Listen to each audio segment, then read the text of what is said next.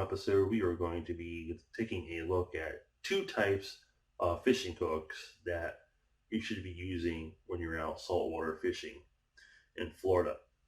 So I just want to get this out of the way that there are a variety of different hooks that are used for fishing different situations and for different fish. The two common hooks that you're going to be using when fishing in Florida and fishing saltwater bodies, whether it's at a beach or just anywhere where there's salt water at, is the J hook and also a circle hook. It just depends on which one you prefer. So the J hook is more of a hook that requires you to actually manually set the hook yourself. So that means that you would have to hold the pole in your hand and wait for the fish to bite. The idea behind the circle hook is that this is more of a hook that is meant to latch on to the fish's inside of the face once it grabs the bait and tries to take off with it. That's the type of hook that you would use if you were wanting to set your pole down or rest it against a pier with a little bit of a loose drag on your reel or in a rod holder so that you could sit down and maybe even go check out the new episodes on fishingfloridawater.com. That's the beauty part of a circle hook. The idea behind the circle hook is, real quick though, is that it was designed to try and avoid having what is known as a gut hook set. That's basically where, unfortunately, fish will sometimes get gut hooked. And the way that a circle hook is curved enough that it was designed so that it would be a little bit harder for the fish to actually get it enlarged, I guess is the word, in its intestines or its gut, and then making it hard to get out. There are still situations where that can still happen anyways with a circle hook. It's not 100% a preventable thing. You could try to make extra precautions to try to prevent that from happening by making sure that you are not using a smaller hook for catching bigger fish. You know what I mean?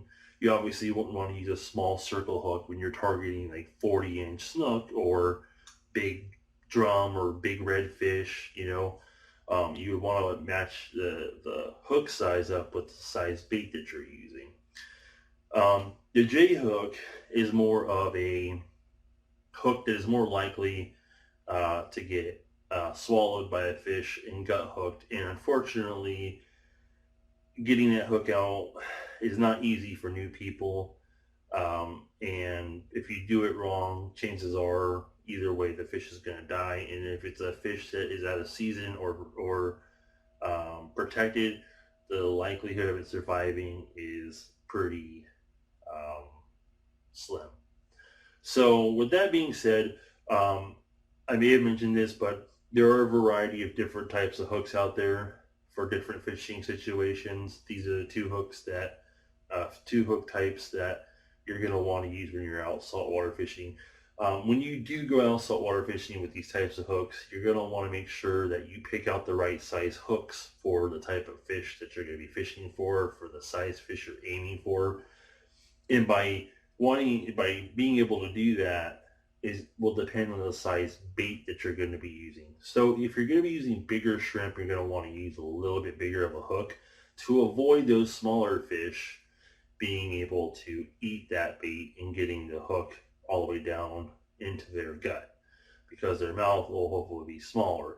However, if you use a smaller hook with a bigger bait and the fish is able to eat that shrimp, then you run the risk of that fish swallowing that hook, especially if you're not watching your pole, which is why, as I mentioned, with the J hook, you're going to want to hold your pole and wait for the fish to bite, and then you have to manually hook set it.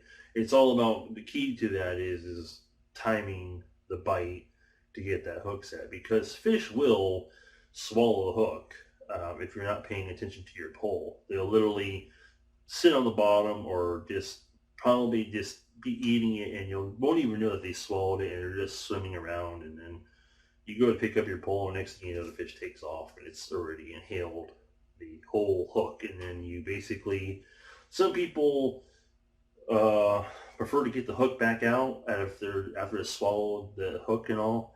Some people prefer to cut the line. Realistically, there's not much you can do. You technically are not allowed to keep fish that are out of season. So if you do, unfortunately, catch a fish that's out of season, it swallows the hook, you unfortunately are not allowed to keep that fish. You must cut the line and release that fish back in the water. That being said, though, we're going to jump over now and take a look at a few hooks that I have, and I'll explain to you a little bit about these hooks. So I have a small portion of my hooks here that I use, and I'll talk to you a little bit about them. These are J hooks and circle hooks in this here area here. So this is a box. Normally it's sold on the internet with a title of like 500 hooks. You'll find them in a size box probably like this, or as small as the height and width of these packages of hooks. You know, it comes in a box like that, or in a big box like this. You just never know. AliExpress probably sells them. eBay, maybe Amazon or Wish, you can get them from. These are good sized hooks for catching pinfish and, you know, catching little canal fish like Mayan cichlids and tilapia, blue tilapia, red-eared fish, and etc. with these hooks here in this box. Now let's talk about. This is a bait holder hook right here. This is basically a good hook for catching a variety of different fish with shrimp. If you're going to be fishing with like live shrimp or frozen shrimp from like a pier, right, or around the beach and stuff, this is a good hook for catching a variety of different species of saltwater fish, from snappers, small little groupers. There's a variety of little groupers you can catch down at the Venice jetties. You can catch, obviously, catfish with these, a hardhead catfish, whiting, ladyfish, just a whole bunch of different types of fish that I can't really name off the top of my head real fast. You know, mackerel, smaller mackerels you can catch with this. I might have said spotted sea trout, little sharks you can catch with this hook and stuff. It's probably whatever will eat shrimp that's going to be able to eat this size shrimp, you'll probably catch with this hook here. It's probably it's a good one too because the shank is also long, so it's hopefully less likely going to get you a gut hook. This is known as a circle hook. It's probably the one that I would be using. These are the ones I'd be using for my tarpon and my snook. I'd be using either cut bait or live bait. Obviously, I would, depending on what bait I have, I would pick which hook I was going to be using for tarpon or snook I was going to be fishing for. Obviously, it all depends on what size bait I get the day that I go out fishing. So if I got smaller bait that day in a cast net, then I'd probably go with, you know, if they're, you know, like 2 inches, I'd probably go with like a 4/0 circle hook is probably what I'm going to be using.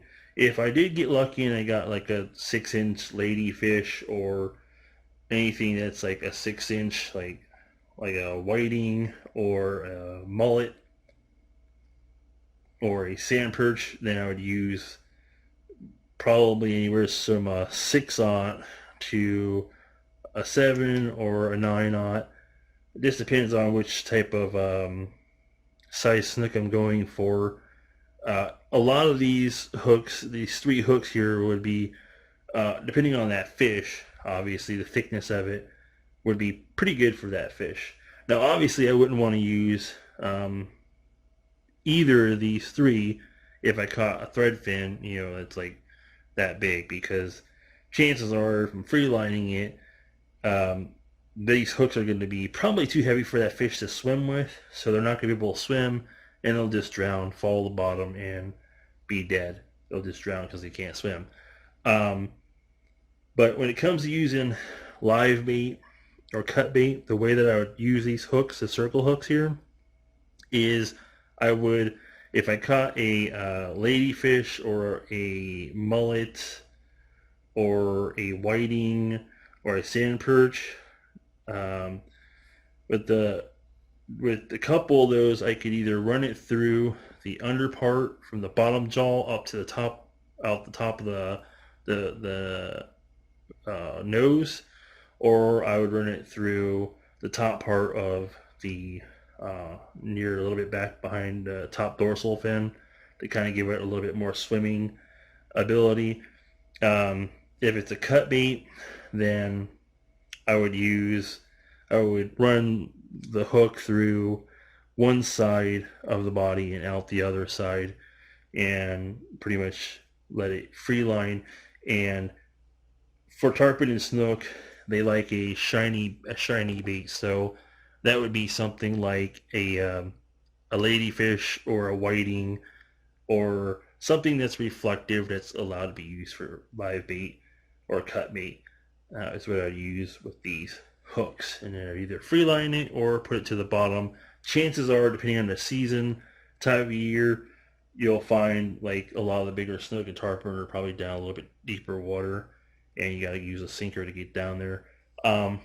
Now, these hooks here, the 3 hooks here, are also good for bigger size grouper, like gag groupers and some of the other bigger groupers.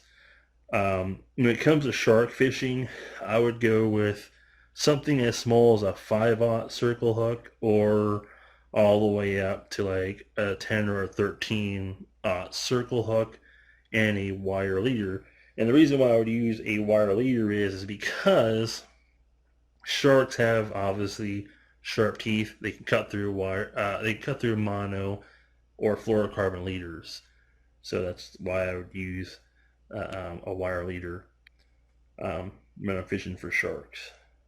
And obviously, I would use depending on the size shark I'm going for and the bait that I have, I would match it up with the size hook that I'm going to be using. Anyways, though, that pretty much wraps up this episode. If you have any questions for me, feel free to leave them in the comments below. If you haven't subscribed to this YouTube channel, feel free to subscribe today.